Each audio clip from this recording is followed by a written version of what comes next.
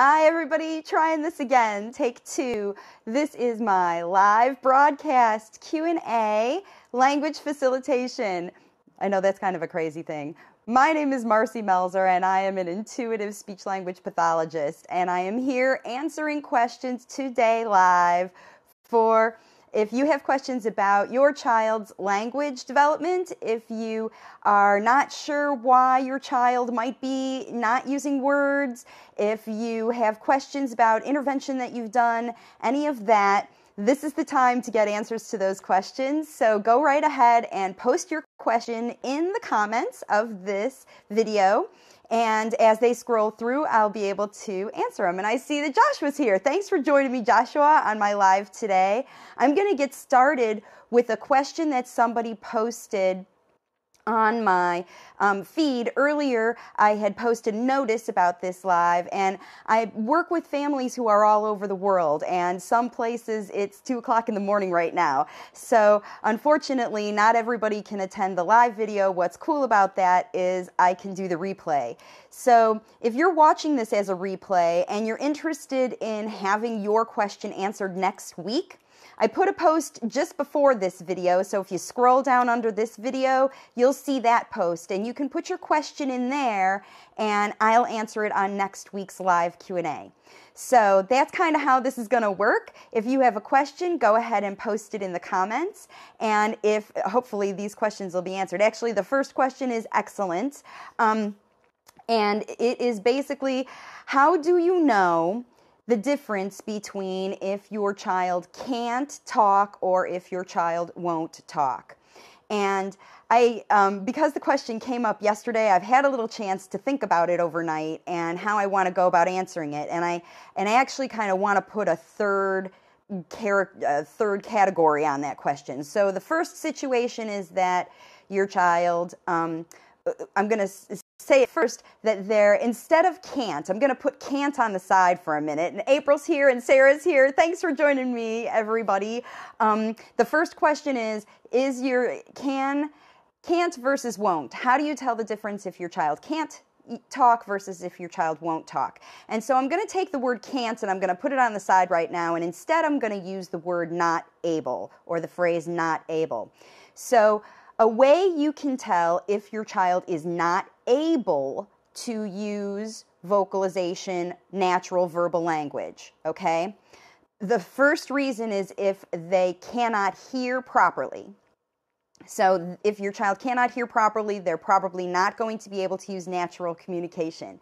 The second thing to identify if your child is not able is if your child is not able to learn other things from you. So if you have had challenges teaching your child to follow any directions, then it's going to be difficult for you to teach your child to use language.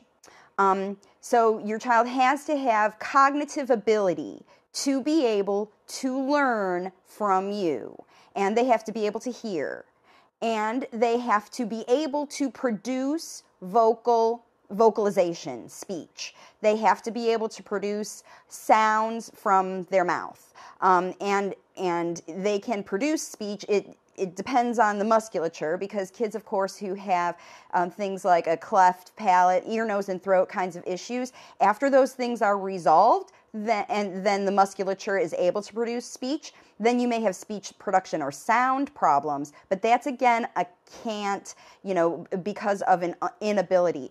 So if your child has the ability, the physiological and cognitive ability to produce speech, and I'm going to go with gut feeling here. On the ability side, if you feel like your child has words inside of you, okay? And so I guess to know why they can't or won't, let's talk about what it takes for them to, because if your child is physiologically able to, then you may assume that they just won't talk. And, not always is your child choosing to not use words to communicate with you. But it can be that your child is choosing to use other things to communicate with you instead of choosing words. So in that case, they're going to use the system that is working for them, that has been successful for them in the past, and so they may be reluctant or won't use language for any of a variety of reasons. Now that kind of brings in that word can't into the whole mix, because a lot of us have ability to do things, physiological and cognitive ability to do things that we know we're able to do, and we even maybe want to do those things, but we don't know how. And, it's just like learning to do any new skill. So if your child doesn't know how to ride a bicycle and they really want to ride a bicycle, then they're going to try pretty hard at learning how to ride a bicycle. I like to use that bicycle as an analogy. You'll hear me do it a lot in my videos. But as far as can't versus won't, if your child is physiologically and cognitively able to do talking, it may not necessarily be because they won't. It's because they can't, because they don't know how. So there is unable, there is able and refuses, and there is able but doesn't know how. And so the way to distinguish that with your child is, number one, if they are very good at using an alternative way to communicate with you, if they're real good at taking you to things, or if you're real good at figuring out what they're trying to say, then they're real good at, that communication is there. It's just not using words. And it may not be completely effective all the time. In fact, as your child gets older, that kind of understanding and communication gets less and less effective, because just as a parent, you're not able to guess anymore all the things that your child potentially wants and needs and has to talk about. And then it becomes frustrating. And so what happens then is the won't comes more into play, because the can't comes into play, because, yeah, they're able, but they just don't know how. And that's where language facilitation comes into play, because you as a parent teach your child how to do everything. You taught them how to walk. You taught them how to eat. You teach them everything. And you're able to teach them how to talk too, in the same way that you taught them all those other things. It's just that the method that you're using may not match the method that your child needs to learn. And that comes from a whole different plethora of things. So hopefully that was a good answer to that. Now, somebody else had mentioned in that post before also about apraxia, and she didn't really ask a question. All she said was, if I could talk about apraxia. And that could be a whole video all in itself. In fact, I probably should do one, because so many late talking children are being diagnosed with apraxia. And the thing about apraxia, true apraxia, is by definition a neurological condition that affects the motor ability and communication in the brain.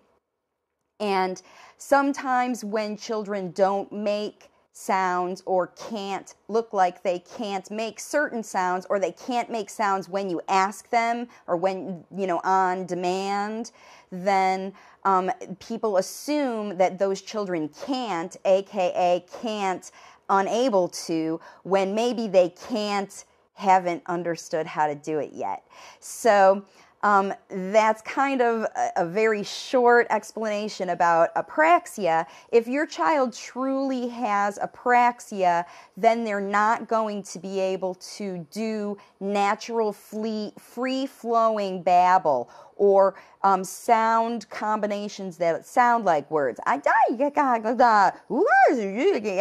they are able to change their inflection and make some things, or if they're using scripted phrases for things over and over again, then they typically can produce natural talking. So if your child is babbling freely, and words aren't getting stuck when your child is trying to say words for you, then you should really consider apraxia as or reconsider apraxia, I guess is what I should say.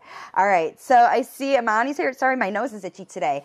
Thank you so much for watching, Amari. And Summer's here. Hi, Summer. I haven't seen any more questions pop up yet. I know that that topic that I just had came up. I haven't seen any. I'm scrolling through. Summer says hi. Amari Wang is here. And so thank you so much for joining me today on this Q&A. Like, that was kind of a big deal. I did have one more question that came up on my private message that I want to address while I'm here. So if you're just joining me now for this live Q&A, go ahead and post your question in the comments below, and just as it scrolls up here, I'll be able to answer it. All right, so the question that I had posted on my private message to talk about on this video today is, okay, so she has a 20-month-old child who is babbling and making some sounds, but when he's yelling or when he's very excited, he tends to, she sort of described it as he's yelling, but no sound is coming out. And she said he's not holding his breath. So I had to ask her a couple more questions to figure that out. And she said that he is opening his mouth and yelling, but there's no sound. But it sounds like big breathing, like this is kind of the thing that I'm thinking about, or sort of deep breath like that. But she said it's not even a squeak, not even any kind of noise is coming out during those times. But other times he does babble. So I had to kind of scratch my head a little bit and think about that. And, the only thing that I can come up with is there's a couple reasons that it might be happening. Without hearing him do it and seeing him, I'm just going to give it a shot and answer this question. So there could be a couple reasons. The first reason is that when he is excited, he doesn't have the same access to his vocabulary. I always talk about how everybody has these file cabinets in our head of our vocabulary and the words that we know, so that we have access to when we go to use them. So in her case, her little guy, 20 months old, she said he's speech delayed, and so he may have trouble accessing words. And the thing is, whenever you have an excitability, an increase in your, anxiety about it, especially if you're upset, but she said it happens when he's excited. So that excitement itself may be distracting him enough that it's difficult for him to come up for the words that he has. And in a case like that, what I usually recommend for parents is to offer a word during that point. So my favorite word is bummer, for when things happen outside of my control that aren't very good. I mean, it happens to all of us that things happen outside of our control, or when I get excited about something. It's kind of like when you think in your head, you have little kids around the house and you stub your toe and you want to yell out something that may not always be appropriate. The reason that we yell out a curse word or something like that, even some kind of a noise or a phrase, is to help us burn off the energy that we're processing the pain. And so if you're excited, that's the same kind of adrenaline that's pumping through your body. And that adrenaline alone could be distracting for your child, so he doesn't even know what words to say. And his go-to reaction is, so that in itself is a communication. She knows it happens when he gets excited and when he gets upset, but there's no words coming out. And it's just maybe because he doesn't have access to the words, but if you provided him with a word or even a noise during that circumstance to help him bridge the gap between, if this is my go-to, maybe I can go, or oh my, or wow, or, even just a single word like that, just to give your child a verbal representation for a nonverbal communication behavior. Because remember, like I say, every behavior children do, especially nonverbal and late talking children or children who are unable to be understood by others, every behavior they do is communication. And that's why when kids get frustrated and they roll back into, usually the frustration behavior is where you've broken it down. They might try and start by bringing you something or taking you. That's when a lot of parents tell me they just come and get you and take you to the kitchen if they're hungry, or they go and stand by the fridge, to do those things. all of those things are communication behaviors. And whenever your child is using those behaviors successfully in your household, each time it works, that communication cycle is being reinforced. So anytime a communication behavior isn't working, then that's time to change that communication behavior. So I see Shaw's here, and Poonam is here, and Yimanis is here, and Shayla. I don't see any more questions, though. Jalen, I'm so glad you all are joining me today. These questions that I answered so far were really good, and I think that a lot of families can benefit. If you have been using language facilitation with your child, I know that there's a couple of my language facilitation parents who watch this video, and I see that a lot of you are liking these things. So I hope this is good. I know that noon on Saturday was kind of a time that I selected for whatever. But if you're watching this and you didn't post a comment about a question, if you could post a comment and tell me where you are, that might help me to, even if you're watching this as the replay, if you post in the comments where you are geographically in the world, I might try to adjust this Q&A time. Maybe one week I'll do it early in the morning, or one week I'll do it in the evening, so that I can accommodate some of my friends who live across the world. So after this, if you've watched this video, if I have solved your problem or I have answered your question, my only request for you is please share this video on your timeline so that other people know that, I'm out here answering questions for folks. And then, like I said, if you're watching and you might be interested in attending a live video, but this time of day just doesn't work for you, let me know where you are in the world. And so I can start to move around this time a little bit and see. And Sarah's in Oregon, so I know that I've got folks out on the West Coast, and I know that I've got folks on the East Coast. So just in the United States, we've got a 3-hour situation that we're dealing with. And then I've got families that are, in Sweden and Australia too. And I know that I've got a lot of friends who are in India. So, and the UK as well. So I want to be able to try to reach all of you and have access like that. So go ahead and let me know where you are from. And I know that I will be back next week doing another live Q&A. And if you're catching this as the replay and you're seeing it on my Facebook page, then in the Philippines too. Wang is in the Philippines, so I'm not even sure what time it is there, but I know it's at least 10 hours different. So, okay, so here's a question really quick. What good ways to get my child to use their tongue more? I guess my question is, what is your child using their tongue for? I assume that it's for talking, but if your child is not using their tongue for talking because they're going a lot of talking like that, that's the only reason you wouldn't use your tongue.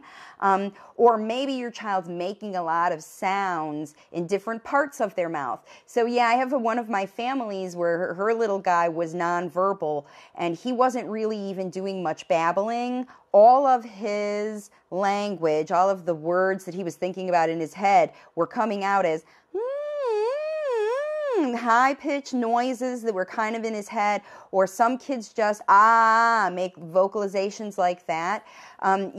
Any child who's just using only vowel sounds, you need to really work with them to try to make other noises. And I've done some other videos about that, but any way to practice making sounds that is fun, that gets you to use your tongue. So one of my big suggestions a lot of times to get kids to use a more diverse sound, practice more sounds, is with animal sounds. Because every animal, or even environmental sounds, because to use your tongue, I'll make like a lizard. What does a lizard do? So you practice doing those things. And that's a way to use your tongue intentionally. The other thing a lot of therapists do to get kids to try to use their tongue more is to get them to eat eat things with their tongue, like lick on lollipops or suck, or lick on peanut butter or things like that if your child's tongue isn't moving. But I'm not sure, I can't tell without seeing your child if your child's tongue's not moving because they just prefer to make sounds in the back of their head or make those vowels, or if there's some real structural problem that's causing your child's tongue to not move. So yeah, so I see, it's midnight there. Okay, so we're about 12 hours difference in that part of the country. So I'm not sure I'll do midnight, but if I was earlier in the day, it might be earlier in the evening for you. So that's good. All right. So Sarah says, what are good ways to get my child to use their tongue more? That's what Sarah said. Like I said, to say, I see. So like I said, Sarah, it's going to be all about the animal sounds. It's going to be all about practicing, playing. Remember, if it isn't fun, it isn't fun. So, saying, like I said, a lot of therapists will practice just moving it more to give it the experience of licking on stuff. So, okay, here comes a question from Monia. Monia is Italian, and she has 2 kids with autism, overdose, a total of 3 kids. I will follow you in the future. I might try to pull some questions for you, giving me very interesting ideas. Good. Let's see. It says more. We're desperate. Oh, truly, one of my twins has severe problems with selection of food and overbite. Okay, so I can see how that can happen, when there are oromotor things going on. Like I said, on a live Q&A, it's hard to do sort of a general situation like that. But I do want to let you know that, when I'm talking to families on strategy sessions who have kids who have been diagnosed with autism and are nonverbal because, and they have a lot of sensory issues that are distracting them from life. For parents like you, it's all about really using your intuition and connecting with your child on a very close level and trying to make their strategies the way that I help families like you because you have multiple children. That's what's cool about the way I work with Waves of Communication. My plan is a family plan. It's not child-based, it's family-based. So you as parents are the ones that are incorporating the strategies. So in your case, you would need to have strategies for all 3 of your kids because they're all communicating at different sorts of levels. And so what's really good about families that do have multiple children is it's cool for parents to be able to use the children who do communicate better to help them facilitate language for the children who don't communicate as easily. So then, like I have one family, there's 5 kids in their family, and each one of them has their own individual personality, and this cool language facilitator mom has got each one of her kids. She's even put video or pictures of her child's twin helping him facilitate language. And so I think, like I said, in your case, the most important thing when you are frustrated and you are, you're at your end and don't know what to do, it happens 99.9% of the time that the strategies that you're using are too challenging for your child. And so the strategies that you would have would be very specific to target exactly where your child is now so that they are all easy, happy, safe, and fun. That's the number, every strategy that I give every language facilitation parent. And just like I did for the parents here, it has to be easy, happy, safe, and fun. There's no hard work about it because if it isn't fun, it isn't fun, and that rings true for everyone on the planet and especially true for little children because that's it, even big children. I mean, for all of us, if it isn't fun, it isn't fun.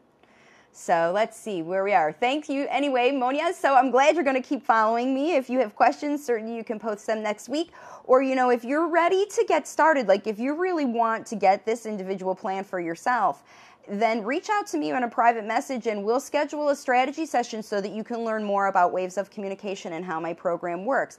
The parents in my program are seeing improvement the first week. So That's what it is. All right, and Wang says, oops, it looks like she might have to type more. Your daughter is 4 years old and she has. That's all I see, but I don't see any more questions. I'll hold on a couple more minutes to see. So like I said, if you are enjoying this and these kind of strategies are helping you, I post all of my videos onto my YouTube channel. So you can go over there and they're all listed by topic. So you can scroll through and see the topic that is interesting to you, that applies for you. And please share those videos with other people. If you see one that resonates with you and it resonates, like I've got videos on there about grandparents and, using grandparents to help you with language facilitation on vacation. A lot of the families that I'm talking to, summertime here in the U.S., and everyone's getting out of school and planning on doing their summer trips, using language facilitation, using autism, using your intuition, and how I coach parents and how to do that. 30 days worth of videos, you guys, are over there on that YouTube channel. So, here he goes. Monia says, thanks, absolutely.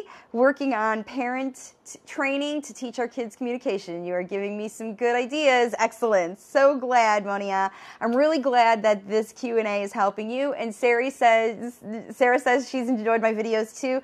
Thanks so much. Try to watch them every day. You know what? I do the best I can to get a video up here every day for you. If it's not a brand new live, it's going to be one that I've shared before that other people have benefited from, because I can't always get on here live every day because I'm working with families doing language facilitation and having strategy sessions. And if you want to get a strategy session with me, reach out in private message and let me know. Okay, so there's Wang. She says her late speech, she'd like to help her. What's the best way to help her? So Wang, the best way to help her is going to be for you to become her language facilitator. And because generally, I would need to know when I do the strategy sessions with my families who are coming into the program, I really pick it apart so that I can find out exactly what's going on with your child's communication. And that's necessary. Many families who are here watching this video have probably seen a speech pathologist, or their child has talked to one, or you've taken your child to a speech pathologist in the past and they've worked with your child, and that's cool too. It's really important though that you do have somebody evaluate your child. If they're late talking, past 2 years old, not using words, then it's important that you do have them evaluated.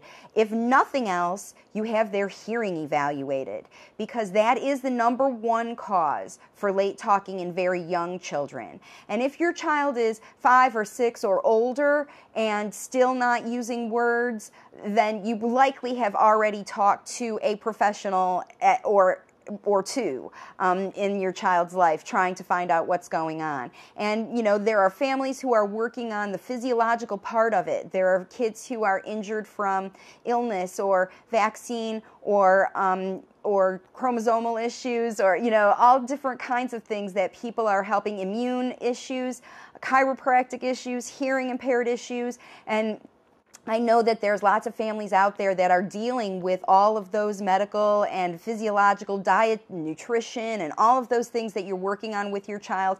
And that's very, very important. Like I said, you have to get the root cause for the late talking taken care of. But if you're in that position and you've really done a lot of that stuff and you're starting to see that spark in your child, that interest in, wanting to start to use words again, then I think it's really important that you take advantage of that now. It happens often when kids are starting to come out of the fog of their illness, when they start to hear again, when they're able to use their physiology again. They have a new interest in learning. So I think that if you're at that point, a lot of my language facilitation families, my waves of communication families are at that point. If you're at that point, now is the time to dig in, to get your language facilitation strategies going so that you can take advantage of that new speech.